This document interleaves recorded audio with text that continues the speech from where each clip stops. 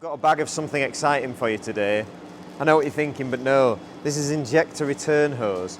Very important and often overlooked. So when you're going to be doing anything to one of these engines, changing a pump or what have you, there's a good chance you're going to be disturbing your injector return lines. And it's really critical that you buy the correct type to go back on.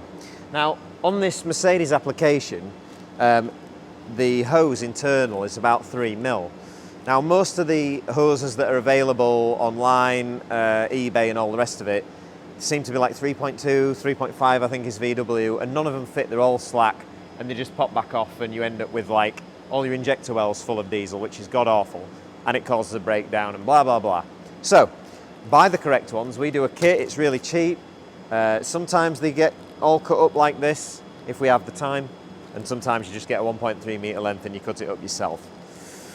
So I'm going to show you how to put it on. So this is what obviously it would look like if it was finished.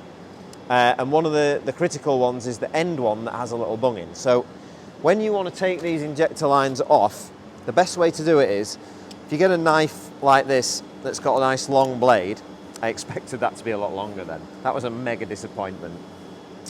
Long blade like that, nice and sharp, and you literally are going to want to try and cut, I don't know if you can see that with a camera, but you want to try and cut the side of that, like slice it up, and then with a pair of long nose pliers, pull up on that injector line and it'll come off, and hopefully it won't snap, because the older ones, they do break up and they're absolutely terrible.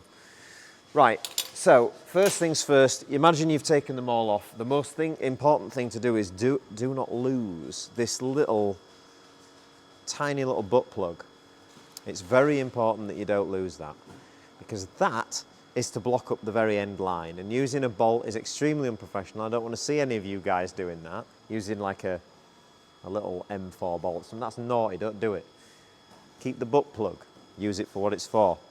Push that in there, make sure that's nice and tight, and then you want to put that one on first, and then you don't forget, because the amount of people that forget to pop that one on, they put all the lines on, they're really proud, and then it just fires diesel straight at the ceiling. So let's pop that one on. So what I tend to do is, obviously this is a job that, oh hang on, we have the luxury of the mega awesome engine stand. that didn't look like it was going to fall over at all. Take your bung off the injector, because I'm sure you will have had one of these on your injector. You won't have been doing any of this with that pipe off.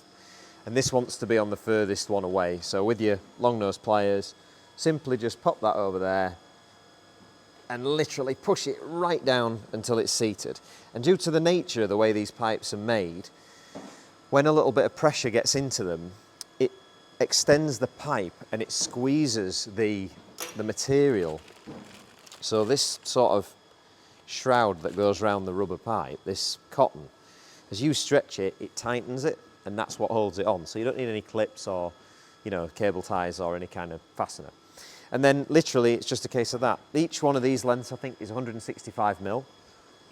So if you get you know, one length and you have to cut it yourself, they're 165 mil and you need 5 of them. Oh. So push that on with the long nose pliers.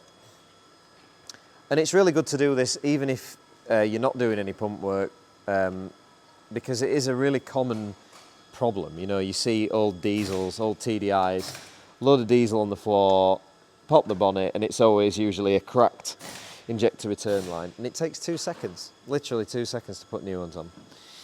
Right, I'm not going to bore you by putting these all on, unless we do record it anyway, and then I just fast forward it and it just shows me putting these on really fast. Yeah, let's do that.